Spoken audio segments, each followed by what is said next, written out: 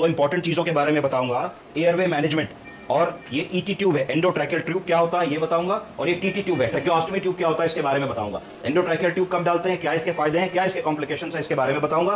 Tracheostomy tube कब डालते हैं, इसके कॉम्प्लिकेशंस क्या है, कितने दिन तक लगी रह सकती है, इस बारे में मैं बताऊंगा। डॉक्टर साहब पकड़िए। तो अब मैं आपको बताना चाहूंगा कि जब मरीज अनकॉन्शियस सिचुएशन में होता है और एक रिस्क होता है कि वो अपने एयरवे को मैनेज नहीं कर पा रहा है, तब हम उसको इंट्यूबेट कर देते हैं और इंट्यूबेशन में एंडोट्रैकियल ट्यूब डाल देते हैं। प्रायः महिलाओं में 7 और 7.5 नंबर की एंडोट्रैकियल ट्यूब डालते हैं और पुरुषों में 8 या 8.5 नंबर की एंडोट्रैकियल ट्यूब डालते हैं। एंडोट्रैकियल ट्यूब इस ट्यूब को कहा जाता है, दिस इज एंडोट्रैकियल ट्यूब। मैं आपको इसको खोल करके दिखाता हूं।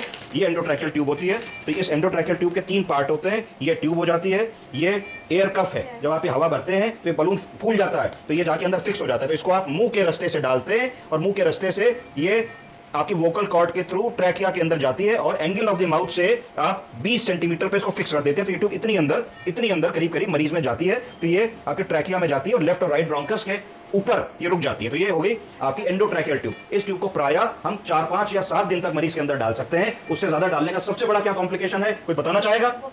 वोकल कॉर्ड पैल्सी बताया डॉक्टर साहब ने, बिल्कुल सही बताया। क्योंकि जब आप ट्यूब मुंह के अंदर डालते हैं तो आप ट्रैकिया के दोनों तरफ वोकल कॉर्ड्स होती हैं, तो वोकल कॉर्ड्स के थ्रू जाते हैं। तो अगर ये ट्यूब 5-7 दिन से ज्यादा पड़ी रहेगी तो वोकल कॉर्ड को रगड़ने की वजह से ब्लड सर्कुलेशन नहीं जाएगा। ब्लड सर्कुलेशन ना जाने की वजह से वोकल कॉर्ड काम करना कम कर देंगी या बंद भी कर सकती है। उसको वोकल कॉर्ड पैल्सी कहते हैं। इसमें जब मरीज ठीक भी हो जाता है और आपके पास ओपीडी में दिखाने आता है तो कहते हैं डॉक्टर साहब आवाज भरभराती है, आवाज साफ नहीं निकलती, क्या करें? तो आप उसको कहते हो गार्गल करो, गुनगुनी सिकाई करो, ये करो। तो ये एक नॉन कॉम्प्लिकेशन है लॉन्ग इंट्यूबेशन का। इसके लिए ऐसा कॉम्प्लिकेशन ना हो और मरीज की वोकल कॉर्ड बचाई जा सके और उसकी आवाज ठीक रहे, इसके लिए जो दूसरा विकल्प हमारे पास होता है वो होता है टीटी ट्यूब का, ट्रैकियोस्टोमी ट्यूब। तो ट्रैकियोस्टोमी ट्यूब है जो हमने मरीज में डाली हुई है। तो ट्रैकियोस्टोमी ट्यूब और इस ट्यूब में एंडोट्रैकियल ट्यूब में क्या फर्क है? एंडोट्रैकियल ट्यूब मुंह से गई, जब मुंह से गई तो ट्रैकिया और वोकल कॉर्ड्स मिले आपको, जबकि जो टीटी ट्यूब है, टीटी ट्यूब ने आपको वोकल कॉर्ड के नीचे जो आपकी एपिग्लॉटिस होती है इससे 2 फिंगर नीचे फर्स्ट और सेकंड ट्रैकियल रिंग में छेद करके इसको डाला जाता है। तो जब आप इसको फर्स्ट और सेकंड ट्रैकियल रिंग में छेद करके डालते हो तो आप वोकल कॉर्ड्स को बाईपास कर देते हो। तो वोकल कॉर्ड बाईपास हो जाते हैं